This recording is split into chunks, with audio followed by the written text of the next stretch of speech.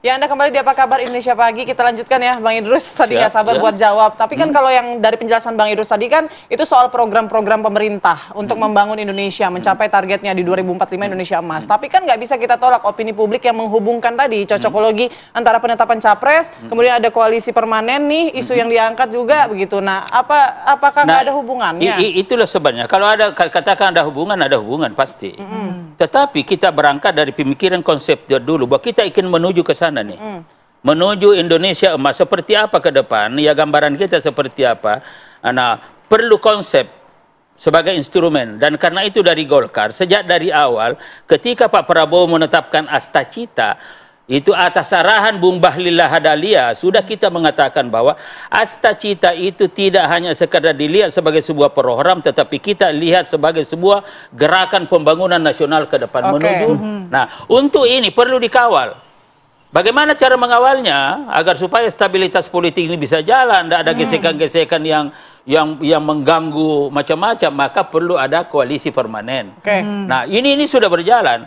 Nah, kebetulan setelah kita kajian historis di Golkar juga, sebenarnya Golkar juga dulu itu adalah koalisi permanen, tetapi melalui kelompok fungsional. Lalu ini adalah melalui kelompok partai-partai. Tapi catatannya sekali lagi ada dua dari Pak Prabowo, bahwa ini ciri karakter demokrasi Indonesia berasaskan kekeluargaan. Tetapi dalam asas kekeluargaan itu supaya produktif, nilai-nilai saling mengkritisi tetap kita jaga. Sudah jelas ini penting. Ya. Ini Sikap jelas. tegak lurus. Jelas, tegak lurus. Baik. Langsung Bang Hensa mungkin bisa memaknai pertemuan kemarin, Bang. Salah satu dulu. Yang pertama, sebetulnya pertanyaan besar saya kenapa mesti diumumkan keluar. Ini tentang penetapan Pak Prabowo sebagai calon presiden di 2029. Karena publik kan melihatnya emang ada yang lain gitu kan, di Gerindra maksud saya. Jadi kalau sosok kemudian Pak Prabowo menjadi ketum, ibaratnya itu prosesnya memang cepat, tiba-tiba menjadi KLB, terus kemudian ditetapkan sebagai calon presiden 2029. Nggak boleh bilang tiba-tiba loh, prosesnya cepat tadi. Nggak, kan diakui kan sama Gerindra memang ada proses yang saat itu tiba-tiba gitu. Diminta saat itu kita KLB aja. Kan penjelasannya begitu kemarin. Nah, jadi artinya memang kan kaget-kaget juga nih kemarin habis ngomongin efisiensi, pembatasan anggaran, ada makan bergizi gratis, ada cek kesehatan gratis, tiba-tiba berbicara tentang kekuasaan di 2029. Nah, ini ada apa gitu kan? Jadi itu pasti pertanyaan besar juga. Kenapa? Karena kan sebetulnya nggak usah diumumkan juga kita paham lah. Pasti nanti Gerindra ketua umumnya Pak Prabowo, pasti nanti 2029 ya Pak Prabowo lagi. Atau stop sampai ketua umum aja, jangan sampai pilpresnya gitu ya. Pengumumannya mungkin maksud saya kan ini kan juga peralihan dari Rakernas ke KLB-nya kan juga di internal Gerindra sudah diakui ini ada permintaan saat itu, kemudian jadi KLB. Nah, kemudian yang kedua tentang koalisi permanen. Dalam politik itu setiap kejadian politik, setiap kegiatan politik itu tidak long lasting. Jadi artinya tergantung dari waktunya. Hari ini mereka menginginkan koalisi permanen. Tapi dalam politik koalisi permanen ini ibarat dodol nih. Kalau masih panas itu gampang dibentuknya. Nah, apakah kemudian koalisi permanen ini kemudian akan dingin sehingga jadi sebuah bentuk baku, keras, nggak akan berubah-berubah? Enggak.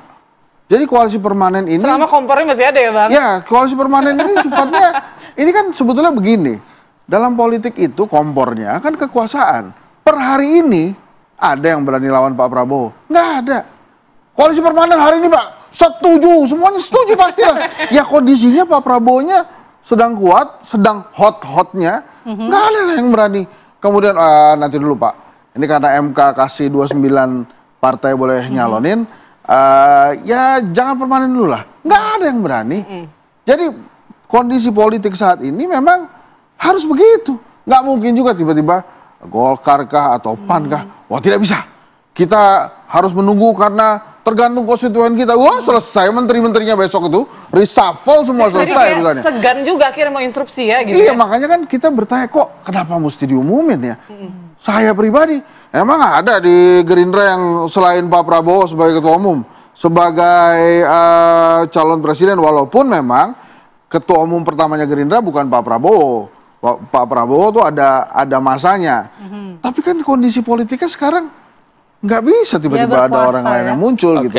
Lagi-lagi kalau koalisi permanen itu memang tergantung waktunya. Saya ingin ini dikit. Satu, pertama yang itu tadi, masalah terbuka atau tidak memang serba salah. Dan karena itu dikatakan oleh Pak Prabowo begini. Kalau kita tidak nyampaikan dianggap tidak demokratis. Dia menyampaikan bagaimana. Nah, yang menurut sepandangan saya itu lebih baik disampaikan. Terbuka saja tergantung narasi. Nah, narasi yang kita bangun bukan yang bangun dan memang itu yang prinsip. Maksudnya begini kan dah. Maksudnya begini, ini kita lagi penghematan nih.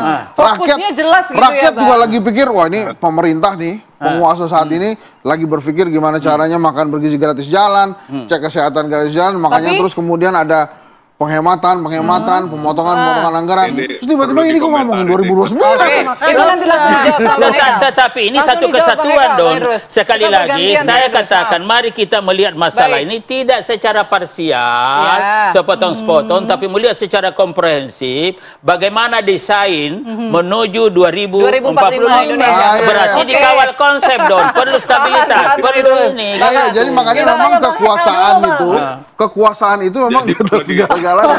Nantilah ini penghematan, nantilah kita ngomongin kekuasaan dulu nih. Kalau bisa jalan berbarengan kenapa enggak, Bang? Ya kan, Bang Hekal ya, gimana nih tanggapan Bang Hekal? Yang namanya Rapimnas itu adalah rapat pimpinan untuk menuju Kongres. Nah, karena yang isinya Rapimnas sama Kongres ini sebetulnya mirip, kan bisa langsung dirubah. Nah, ini sebenarnya sebagai bagian daripada semangat efisiensi.